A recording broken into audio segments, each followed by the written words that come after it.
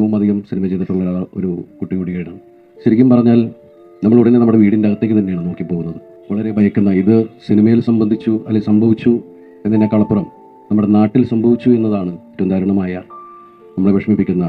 ഇതിന് പിന്നിൽ നടന്നിരിക്കുന്നത് ഒരു ക്രിമിനൽ ഗൂഢാലോചനയാണ്. ഈ ഒരു ഗൂഢാലോചനയ്ക്ക് പിന്നിൽ പ്രവർത്തിച്ചവരെ നിയമത്തിന് മുന്നിൽ കൊണ്ടുവരാൻ ഉള്ള പ്രവർത്തനങ്ങൾക്കെല്ലാം അങ്ങേയറ്റം പൂർണ്ണമായ പിന്തുണ നൽകുക എന്നതാണ് നമുക്കിവിടെ ചെയ്യാൻ സാധിക്കുക. നമസ്കാരം കൂട്ടുകാരെ, ഇന്ന് നമ്മൾ സിനിമയെക്കുറിച്ചല്ല, സിനിമയെ തന്നെ വെല്ലുന്ന ഒരു ജീവിത കഥയെക്കുറിച്ചാണ് സംസാരിക്കുന്നത്. 2017 ഫെബ്രുവരിയിലെ ആ രാത്രി കേരളം മുഴുവനും സ്നേഹിക്കുന്ന ഒരു നടി ആക്രമിക്കപ്പെടുന്നുണ്ട്. മലയാളികൾക്ക് അത് വെറും ഒരു വാർത്തയായിരുന്നില്ല, ഒരു ഷോക്ക് തന്നെയായിരുന്നു. അന്ന് തുടങ്ങിയതാണ് ഈ ഒരു മഹാഭാരതം. ഇതിലെ പാണ്ഡവരും കൗരവരും ആരെന്നത് ഓരോരുത്തരുടെ കാഴ്ചപ്പാട് പോലെ തന്നെയാണ് മാറുന്നത്. ആദ്യമൊക്കെ എല്ലാവരും അതിജീവിതയ്ക്കൊപ്പം തന്നെയായിരുന്നു. പക്ഷെ അമ്മ എന്ന സംഘടനയിലെ തർക്കങ്ങളും ദിലീപിന്റെ അറസ്റ്റും വന്നതോടുകൂടി തന്നെ കേരളം രണ്ട് തട്ടിലായി. ജനപ്രിയ നായകൻ എങ്ങനെ പ്രതിയായി, അവിടെയാണ് നമ്മുടെ കഥ മാറുന്നത്. എന്തായാലും ഇതിനിടയിലേക്കാണ് നമ്മുടെ രാഹുൽ ഈശ്വറിന്റെ ഒരു എൻട്രി എന്ന് പറയുന്നത്. അദ്ദേഹം പറയുന്നത് എന്താണ്? ദിലീപിനെതിരെ ഉള്ളത് വെറും ചീപ്പായിട്ടുള്ള ഒരു പ്രൊപ്പഗൻഡ ആണ് എന്നാണ് അദ്ദേഹം പറയുന്നത്. പോലീസുകാർ ഇരുട്ടത്തിരുന്ന് ഫോട്ടോഷോപ്പ് പഠിച്ചുണ്ടാക്കിയതാണ് ഈ ഒരു കേസ് എന്ന് അദ്ദേഹം പറയുമ്പോൾ നമുക്ക് ചിരിക്കണോ കരയണോ എന്ന് പോലും അറിയില്ല. ശരിക്കും പോലീസുകാർക്ക് ലാൽ ജോസിനെ പോലെയോ അല്ലെങ്കിൽ പ്രിയദർശനെ പോലെയോ ഒക്കെ തിരക്കഥ എഴുതാൻ അറിയാമെന്നാണ് രാഹുൽജി വിശ്വസിക്കുന്നത്. 85 ദിവസം ദിലീപ് ജയിലിൽ കിടന്നത് വെറും കള്ളത്തരത്തിന്റെ മേൽ കള്ളത്തരം കൊണ്ടാണത്രയാണ് എന്നാണ് അദ്ദേഹം പറയുന്നത്. മുൻ DGP ശ്രീലേഖയുടെ വെളിപ്പെടുത്തലുകൾ ഇവിടെ രാഹുൽജി തന്റെ കവചമായിട്ട് ഉപയോഗിക്കുന്നത് നമുക്ക് കാണാം. ഇനി ദിലീപ് മഞ്ജു വിവാഹമോചന കേസ് എങ്ങനെ ഈ ഒരു കേസിനെ ബാധിച്ചു എന്നുള്ളതും പലരും വിശ്വസിക്കുന്നത് എന്താണ്? ഈ കേസിന്റെ പിന്നിൽ ഒരു ഫാമിലി റിവെഞ്ച് ഉണ്ട് എന്നതാണ്. മഞ്ജു വാര്യർ കോടതിയിൽ എത്തുമ്പോൾ കേരളം ശ്വാസം അടക്കി പിടിക്കുന്നു. ഒരു വശത്ത് മഞ്ജു വാര്യർ ഉയരെന്ന് വിളിക്കുന്നവർ, മറുവശത്ത് ദിലീപിനെ മഞ്ജു ചതിച്ചു എന്ന് പറയുന്ന ഫാൻസുകളും. സത്യത്തിൽ അവർക്കിടയിൽ എന്ത് സംഭവിച്ചു എന്നത് ഇന്നും ഒരു നിഗൂഢത തന്നെയാണ്. രാഹുൽ ഈശ്വർ ചോദിക്കുന്നത് പോലെ തന്നെ ഒരു വിവാഹം ബന്ധം തകർന്നതിന്റെ പക തീർക്കാൻ ഒരാൾ ഇത്രയും വലിയ ക്രിമിനൽ കേസ് പ്ലാൻ ചെയ്യുമോ എന്നതാണ്. അവിടെയാണ് പൾസർ സുനിയും അതുപോലെ കൊട്ടേഷൻ ലോജിക്കും വരുന്നത്. അതായത് ഈ ഒരു കഥയിലെ വില്ലൻ ആരാണെന്ന് ചോദിച്ചാൽ പൾസർ സുനി എന്ന വില്ലനിലേക്ക് പോകുന്നുണ്ട്. ജയിലിൽ കിടന്ന് അയാൾ എഴുതുന്ന ഓരോ കത്തും ഓരോ ബോംബാണ്. ദിലീപും സുനിയും തമ്മിൽ ഒരു കടപ്പുറത്ത് വെച്ച് കണ്ടു എന്ന് പോലീസ് പറയുമ്പോൾ രാഹുൽ ഈശ്വർ ചോദിക്കുന്നത് തെളിവ് എവിടെ എന്നത്. ഇനി പൾസർ സുനി പറയുന്നത് പോലെ ദിലീപ് പൈസ തരാനുണ്ട് എന്നാണ്. ഇനി ദിലീപ് പറയുന്നത് എന്താണ്? സുനി ആരാണെന്ന് പോലും അദ്ദേഹത്തിന് അറിയില്ല എന്നതാണ്. ഇത് കേട്ടാൽ തോന്നും ഇവർ തമ്മിൽ വല്ല റിയൽ എസ്റ്റേറ്റ് കച്ചവടമായിരുന്നു എന്നത്. എന്തായാലും ഇത്രയും കാര്യങ്ങൾ വരുമ്പോ തന്നെ നമുക്കൊരു ചോദ്യം ഇവിടെ വരില്ലേ, ഒരു സൂപ്പർ സ്റ്റാർ ഇത്രയും വലിയ റിസ്ക് എടുക്കുമോ എന്നുള്ളത്. അതോ രാഹുൽ പറയുന്നത് പോലെ തന്നെ ഇതിന്റെ പിന്നിൽ മറ്റു ചില പ്രമുഖരുണ്ടോ എന്നുള്ള കാര്യത്തിലാണ് നമുക്ക് സംശയം ഉണ്ടാകുന്നത്. അതുപോലെ തന്നെ മെമ്മറി കാർഡിന്റെ ഹാഷ് വാല്യൂ മാറിയ ഒരു വിവാദമുണ്ടല്ലോ. കോടതിയിലെ സിസ്റ്റത്തിൽ ആരോ വീഡിയോ പ്ലേ ചെയ്തു എന്നാണ് രാഹുൽ ഈശ്വറിന്റെ ആ ഒരു സിദ്ധാന്തത്തെ പറയുന്നത്. എന്തായാലും ഹാഷ് വാല്യൂ മാറിയാൽ അതിനർത്ഥം തെളിവ് നശിപ്പിച്ചു എന്നതാണോ അതോ കോടതി ഉദ്യോഗസ്ഥരുടെ അശ്രദ്ധയാണോ? ഇവിടെയാണ് നമ്മൾ ഡിജിറ്റൽ യുഗത്തിലെ പഴുതുകൾ കാണുന്നത്. ദിലീപിനെ അനുകൂലിക്കുന്നവർ ഇതിനെ അശ്രദ്ധയായിട്ട് കാണുമ്പോൾ എതിർക്കുന്നവർ ഇതിനെ വലിയൊരു അട്ടിമറിയായിട്ട് തന്നെ കാണുന്നുണ്ട്. മഞ്ജു വാര്യർ ആ ഒരു സമയത്ത് കോടതിയിൽ സാക്ഷി പറയാനൊക്കെ പോകുമ്പോഴൊക്കെ സോഷ്യൽ മീഡിയയിൽ അവർക്കെതിരെ വലിയൊരു ആക്രമണം തന്നെ നടക്കാറുണ്ട്. കുടുംബം തകർത്തവൾ എന്നും അസൂയക്കാരി എന്നൊക്കെ വിളിച്ച് മഞ്ജുവിനെ വ്യക്തിഹത്യ ചെയ്യുന്ന ഗ്രൂപ്പുകൾ ആരുടേതാണ്?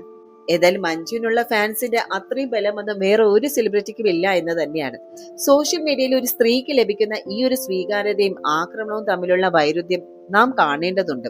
അതുപോലെ തന്നെ ഈ കേസിൽ ഏറ്റവും കൂടുതൽ ചർച്ച ചെയ്യപ്പെട്ട ഒന്നാണ് PR വർക്ക് എന്നുള്ളത്.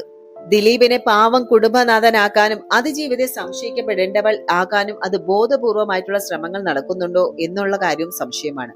ജയിലിൽ നിന്ന് ദിലീപ് ഇറങ്ങിയപ്പോൾ നൽകിയ സ്വീകരണവും സോഷ്യൽ മീഡിയയിലെ ആഘോഷങ്ങളും ഇതിന്റെ ഭാഗമാണോ?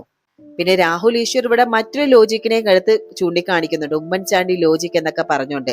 ശരിക്കും അതിവിടെ പ്രസക്തമാണ്.